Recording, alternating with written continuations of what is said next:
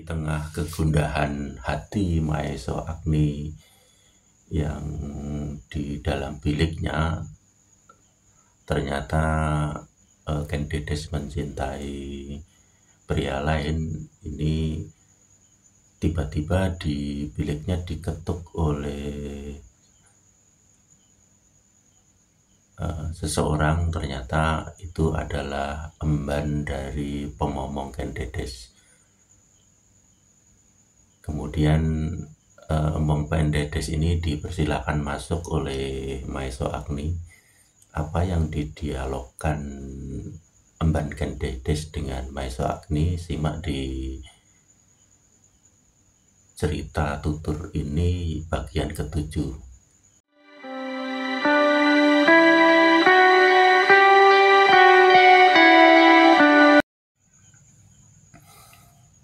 Maeso Agni terkejut ketika ia mendengar seseorang mengetuk pintu biliknya. Kemudian didengarnya sebuah pertanyaan lirih. "Ngger, apakah Angger sedang tidur?" Maeso Agni menjadi berdebar-debar.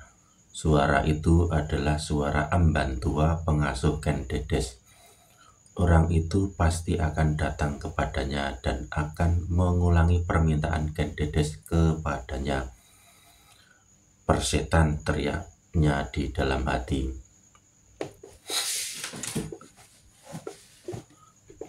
Tetapi sesaat kemudian ia menjadi tenang kembali. Perlahan-lahan ia bangkit dan membuka pintu biliknya. "Masuklah, Bibi," terdengar Maeso Agni mempersilahkan, namun suaranya bergetar. Orang tua itu pun masuk ke dalam bilik Agni dan duduk di amben samping anak muda itu. Wajahnya yang telah berkerut-kerut itu ditundukkan jauh-jauh menghujam ke jantung bumi. Nafas Maeso Agni pun serasa tertahan-tahan di hidungnya. Ia menanti kata-kata emban tua itu. Kata-kata yang sudah didengarnya sendiri. Kata-kata yang telah menyubek jantungnya. Tetapi untung beberapa saat emban tua itu tidak berkata apapun. Bahkan terdengar betapa ia berkali-kali menarik nafas dalam-dalam.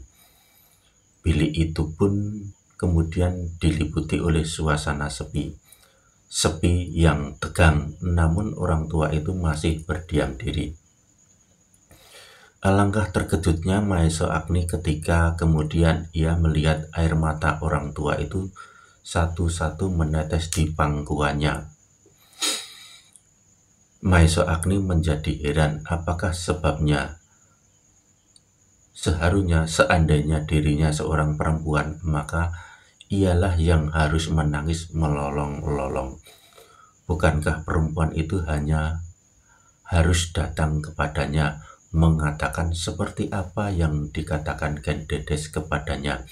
Tetapi kenapa ia menangis? "Kenapa Bibi menangis?" tiba-tiba terdengar Maeso Agni bertanya. Orang tua itu mengangkat wajahnya, ditatapnya wajah Maeso Agni yang suram. Kemudian orang tua itu berdesah, "Ah, alangkah anehnya hidup ini." "Apa yang aneh, Bibi?" bertanya Maeso Agni. "Aku tidak menyangka, Ngger, bahwa perjalanan hidupmu dan Ken Dedes pada suatu saat akan sampai di persimpangan," jawab orang tua itu.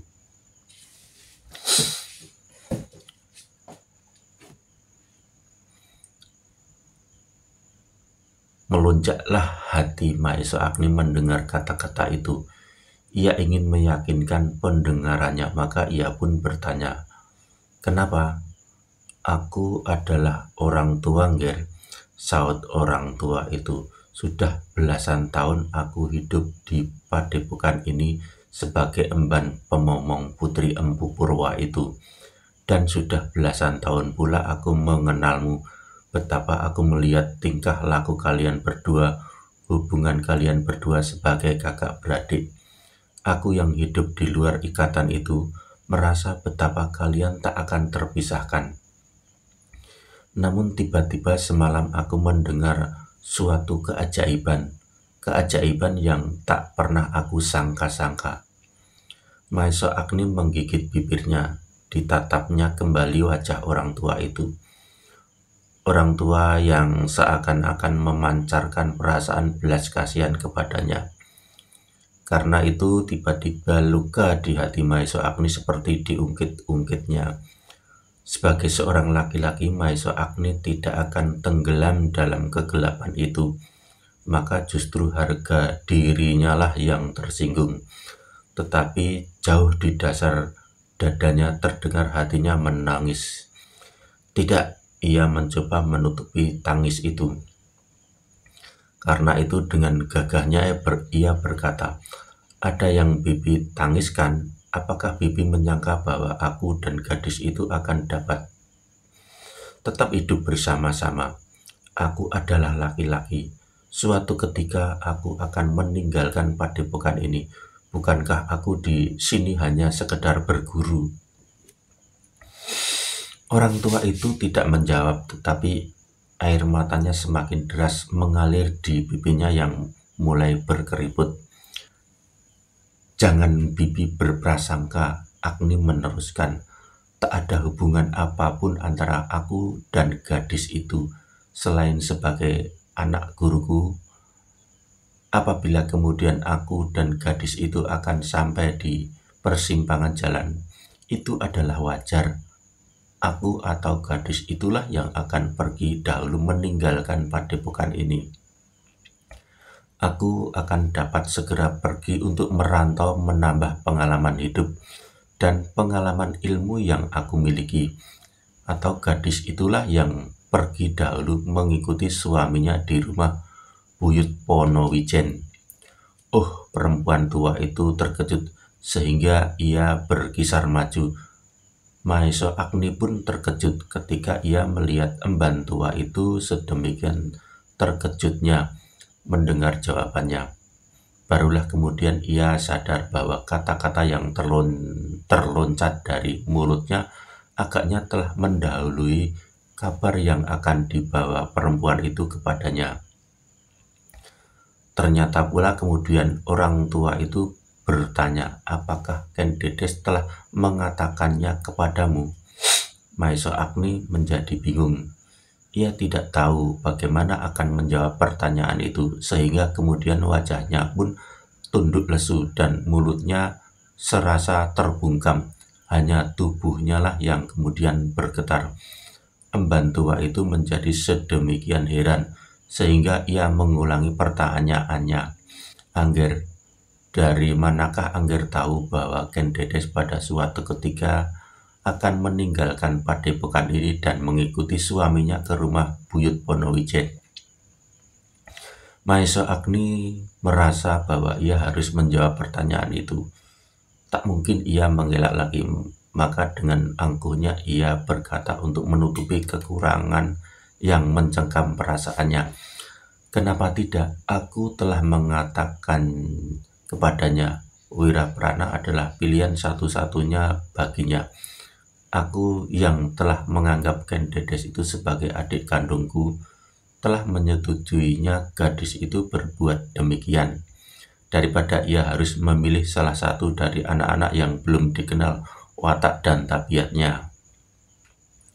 "Oh," desah perempuan itu.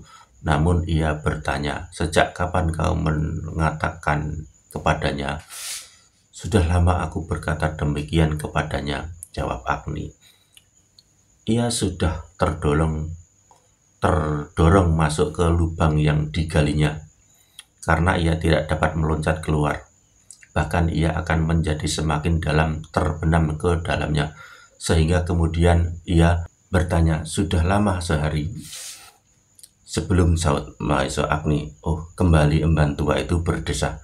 Dan alangkah gelisahnya Maeso Agni ketika ia melihat mata orang tua itu yang seakan-akan menjadi semakin kasihan kepadanya. Sedemikian gelisahnya sehingga Maeso Agni itu bertanya, "Kenapa Bibi memandang aku sedemikian?" "Aku kasihan kepadamu," biar jawabnya jujur. Agni hampir berteriak, "Kenapa kasihan aku?" Aku laki-laki yang tidak perlu belas kasihan orang lain, juga belas kasihan darimu Bibi, juga tidak dari Ken Dedes. Perempuan itu mengerutkan keningnya. Kenapa Ken Dedes? Kembali Agni terbungkam dan kembali ia tidak tahu bagaimana ia akan menjawabnya. Angger, berkata perempuan itu kemudian perlahan-lahan. Jangan membohongi aku. Pasti kau belum mengatakannya kepada Ken Dedes bahwa sebaiknya gadis itu memilih Wiraprana. Orang tua itu berhenti sejenak, lalu lanjutnya.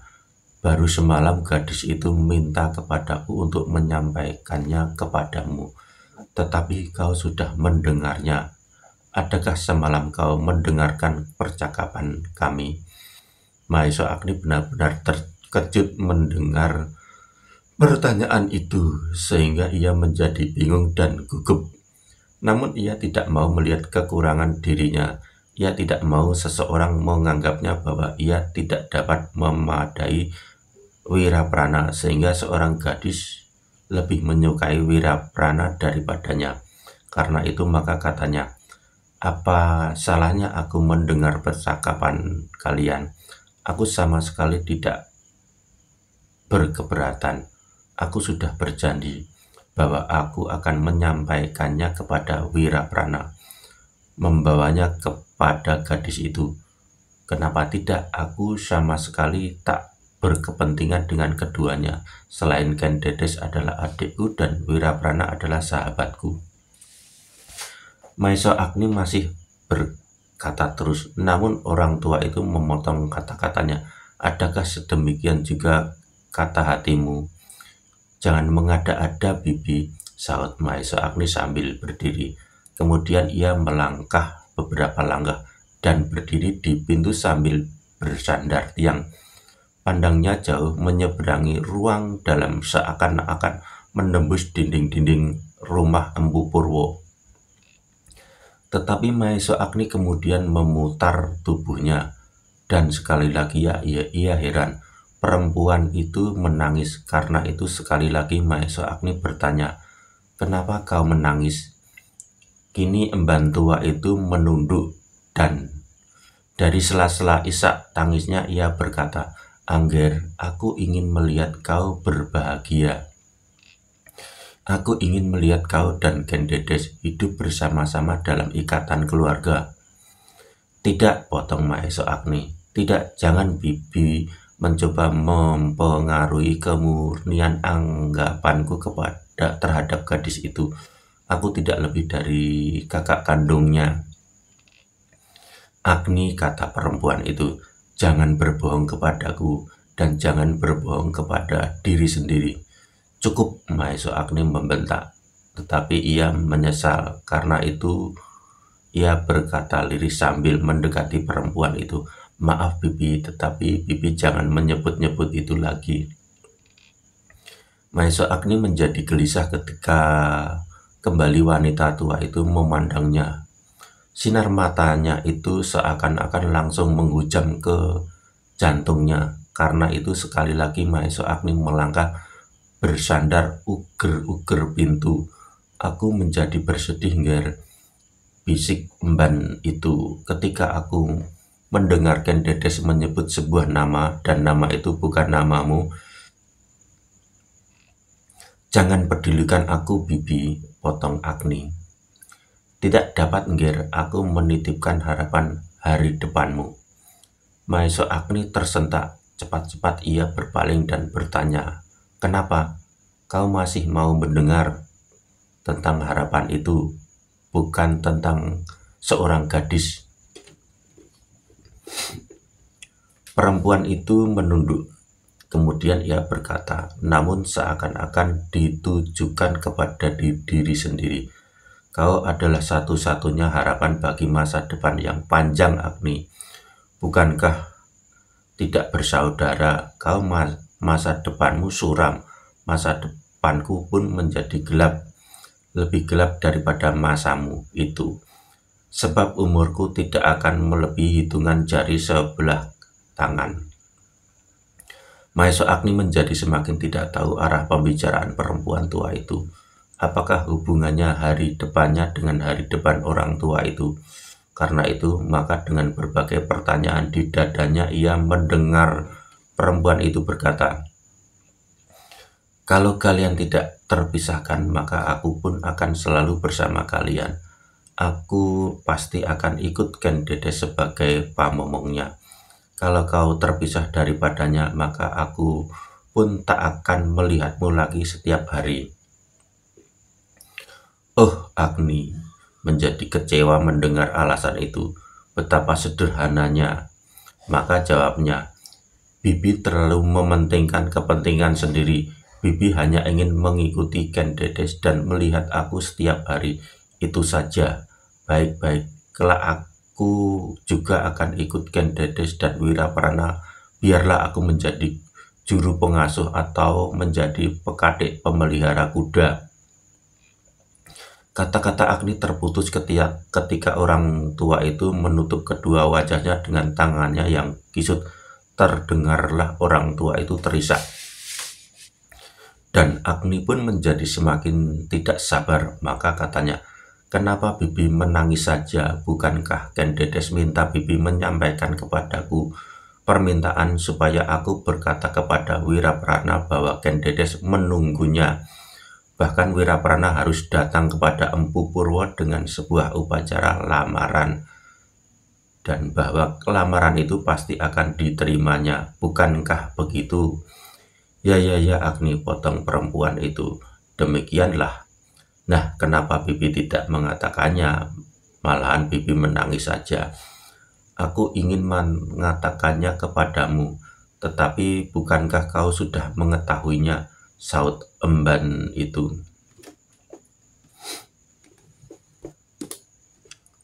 "Karena itu tentu sudah tidak akan menarik lagi bagimu, tetapi keinginanku melihat kalian berdua hidup bersama bukan karena alasan yang terlalu sederhana itu. Bukan itu, dan aku tidak berkeinginan untuk memaksamu atau mempengaruhi keikhlasanmu. Seandainya kau benar-benar melihat kenyataan ini, bahkan aku ingin melihat kau melampaui kegagalan ini dengan hati jantan." "Ah," Agni berdesah. Tetapi orang tua itu meneruskan, "Aku menjadi gelisah karena aku melihat keadaanmu. Biarlah aku dalam keadaanku," saut Agni. "Angger kau masih mau mendengar sebuah cerita?" Agni menoleh. Ditatapnya kembali wajah yang sudah berkeriput itu oleh garis-garis ketuaannya, tetapi kembali Maeso Agni menatap titik di kejauhan. Gumanya acuh tak acuh. Cerita tentang harapan di masa depan, bukan tentang gadis. Orang tua itu menggeser duduknya, kemudian sambil menundukkan kepala ia mulai dengan kisahnya. Dahulu adalah seorang gadis yang sederhana wujudnya dan sederhana hatinya, tetapi di luar setahunya dan kemauannya, beberapa orang pemuda telah mencintainya bersama-sama. Sudah tentu bahwa gadis itu tak akan dapat memilih lebih dari satu di antaranya. Karena itu, di luar pengetahuan siapapun, gadis itu telah berjanji untuk hidup bersama-sama dengan salah seorang dari mereka, seorang laki-laki yang keras hati dan berkemauan teguh untuk bekal hidup mereka kelak. Maka laki-laki itu memutuskan untuk pergi merantau, mencari daerah-daerah baru yang akan dapat memberi mereka tanah untuk garapan, supaya mereka dapat hidup dengan tenang dan tidak kekurangan makan. Gadis itu pun tidak berkeberatan dilepasnya laki-laki itu dengan janji bahwa gadis itu akan menunggunya sampai ia kembali. Maeso Agni mendengar juga cerita itu, kata demi kata, tetapi ia sama sekali tidak menaruh minat. Ia mendengar kan hanya karena ia tidak mau menyakitkan hati emban tua itu. Apalagi ternyata cerita itu sama sekali tak menyinggung-nyinggung hubungan antara masa depan perempuan tua itu dengan masa depannya. Dan ia masih mendengar emban itu berkisah terus setahun dan 2 tahun, sehingga akhirnya sampai pada tahun ketiga. Namun laki-laki itu tak kunjung datang. Harapan-harapan yang telah dianyam oleh mereka berdua sedikit demi sedikit rontok dari hati gadis itu. Apalagi kemudian ayah bundanya dan keluarga sekitarnya telah mendesaknya untuk segera meninggalkan masa-masa mudanya. Akhirnya gadis itu tak dapat berbuat lain daripada memilih satu dari sekian banyak pemuda yang melamarnya. Laki-laki yang pergi itu tak akan dapat diharapnya kembali. Perempuan tua itu berhenti sejenak dipandanginya wajah Mahesa Agni, tetapi Mahesa Agni tidak berpaling. Anak muda itu masih memandang jauh ke depan melewati pintu biliknya, menyeberangi ruang dalam dan menembus dinding di sebelah sana. "Kau mendengar ceritaku?" bertanya emban itu. "Ya, ya, ya, tentu," Agni terpelanjat. Perempuan tua itu menarik nafas. Ia tahu bahwa Mahesa Agni tidak berminat atas ceritanya, namun ia bercerita terus. Pada suatu saat anak muda itu pasti akan menaruh perhatian kepada cerita itu. Maka ia pun meneruskan. Maka sampailah masanya gadis itu memanjat ke hari-hari perkawinannya. Laki-laki yang dipilihnya kali ini pun adalah laki-laki yang berhati teguh. Ia mengharap bahwa suaminya akan dapat melindunginya apabila sekali-sekali kesulitan datang, sebab tidak mustahil apabila anak-anak muda yang menjadi kecewa kelak akan bermata gelap.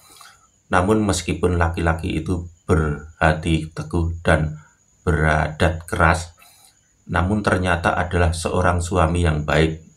Dilihatnya kepentingan sendiri,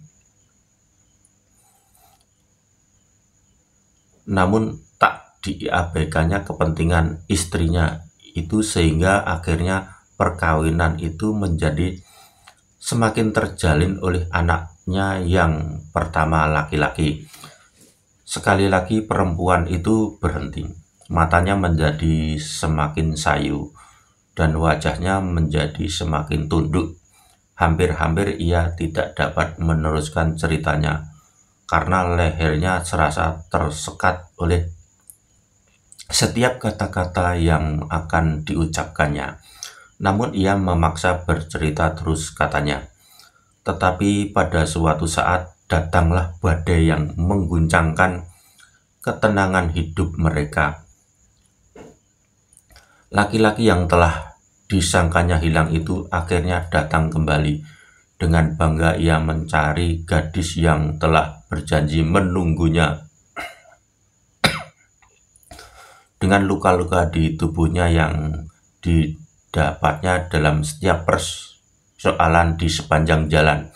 Namun dengan dada menengadah ia berkata, "Aku sekarang adalah seorang yang kaya raya." Tetapi akhirnya Mahesa Agni menjadi jemu mendengar cerita itu. Karena itu ia mendahului. "Aku sudah tahu kelanjutan cerita itu. Kedua laki-laki itu akan bertempur satu sama lain. Laki-laki yang merantau itu akan menang dan perempuan itu akan kembali kepadanya." Mban tua itu menjadi sedih, katanya. "Sayang, Ger, cerita itu berkesudahan lain." "Oh," sahut Agni, "jadi laki-laki yang pulang dari rantauan itulah yang kalah?" "Tidak," jawab perempuan tua itu. "Juga tidak. Jadi bagaimana?" bertanya Mahesa Agni.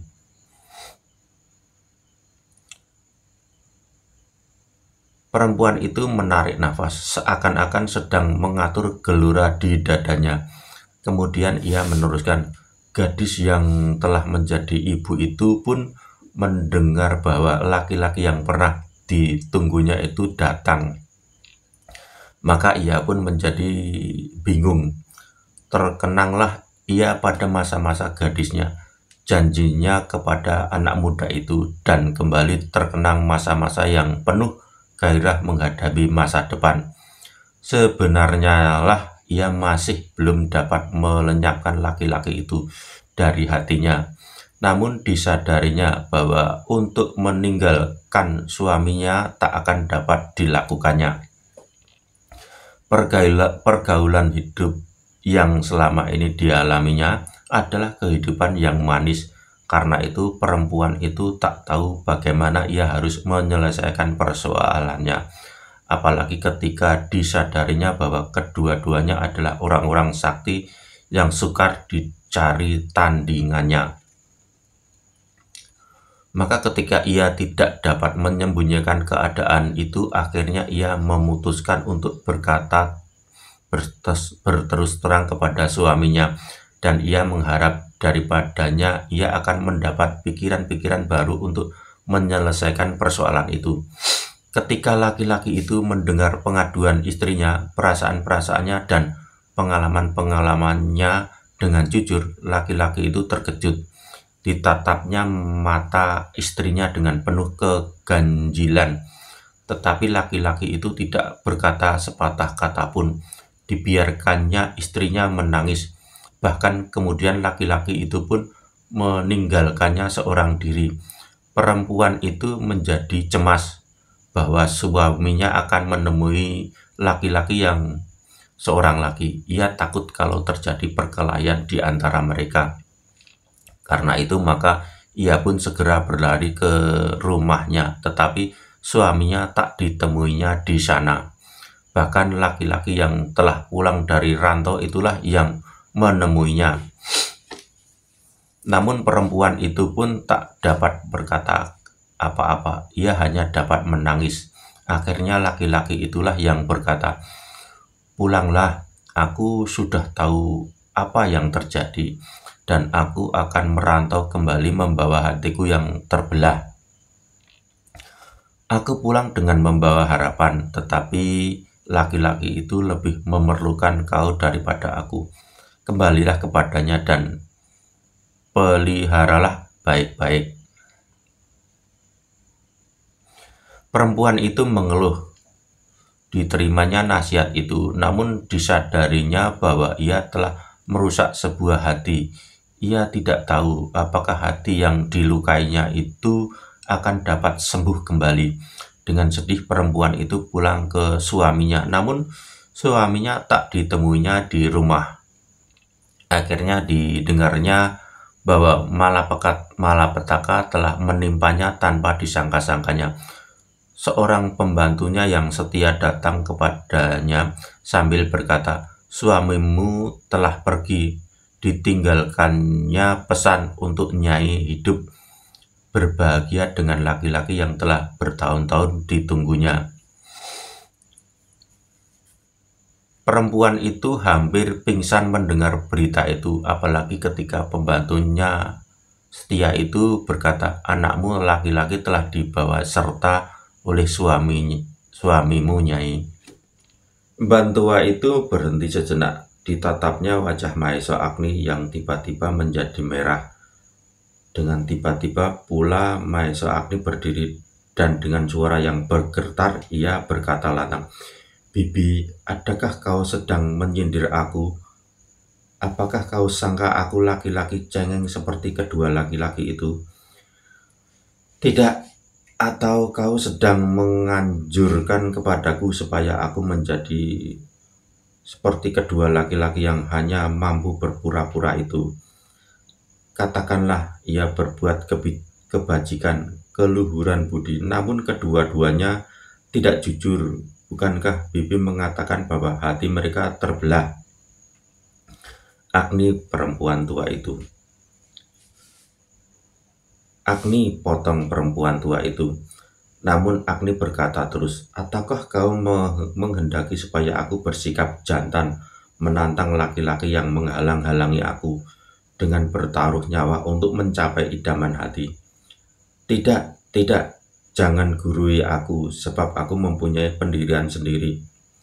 Perempuan itulah yang bersalah.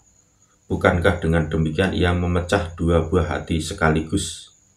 Atau apabila mereka laki-laki yang rakus, bukankah mereka telah bertempur? Apabila salah seorang dari mereka itu mati atau kedua-duanya, siapakah yang bersalah? Pasti perempuan itu, gadis itu.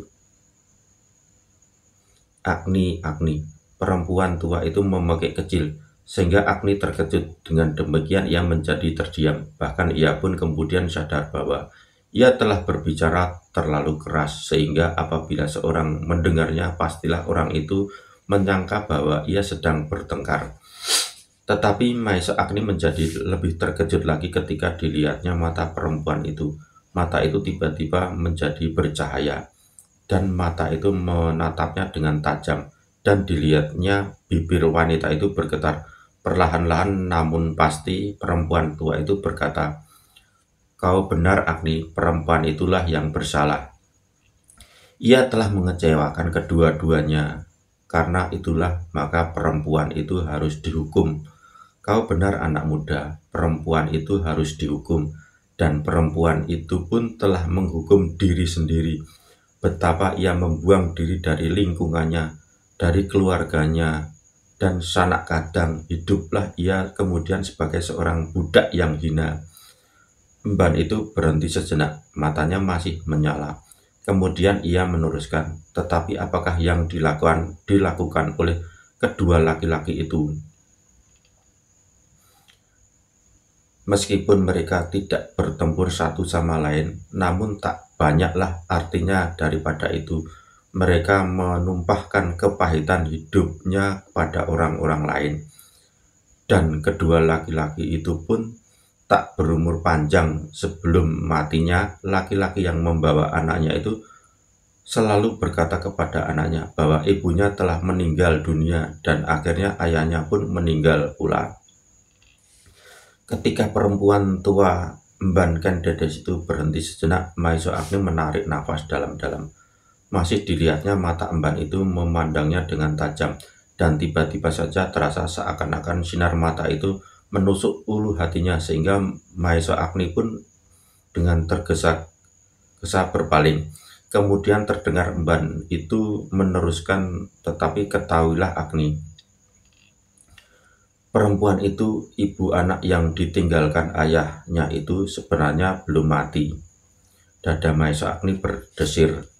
Terasa sesuatu bergejolak di dalam rongga dadanya, apalagi ketika ia mendengar Emban itu meneruskan dengan suara lembut namun dalam sekali, "Agni, kau ingin melihat perempuan yang berdosa itu yang telah mengecewakan dua orang laki-laki sekaligus?"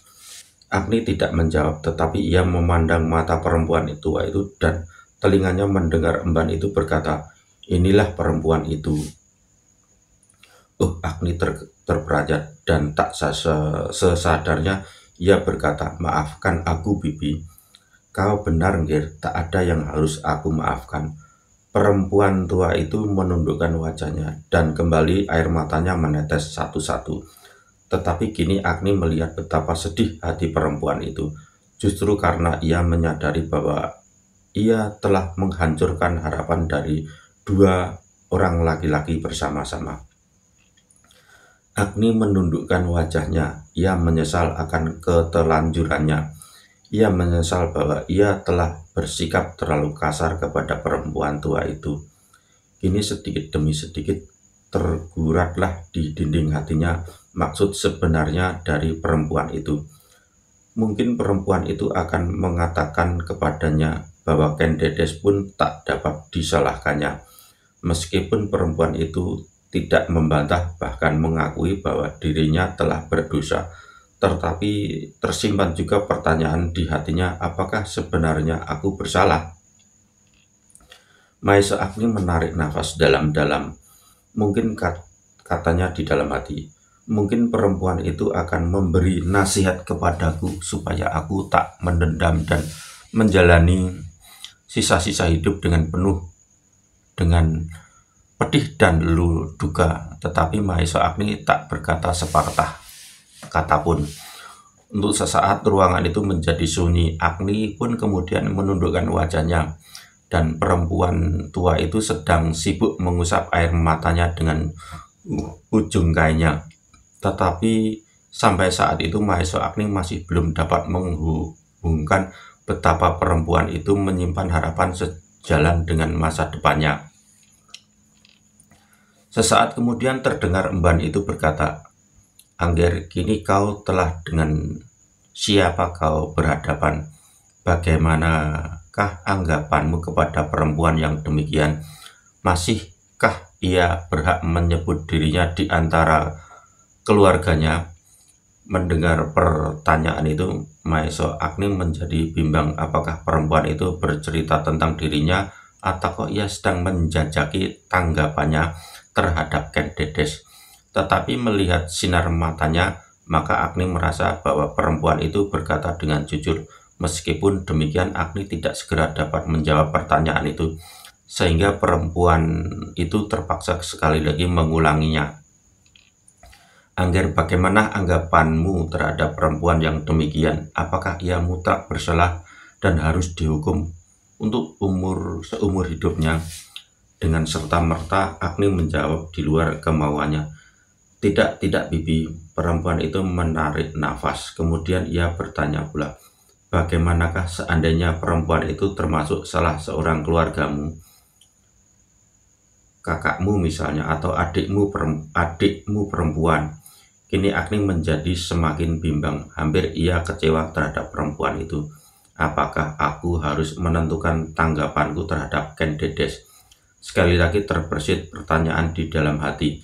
Namun akhirnya Mahesa Agni tak dapat lagi menyimpan pertanyaan itu, sehingga akhirnya terlontar dari mulutnya.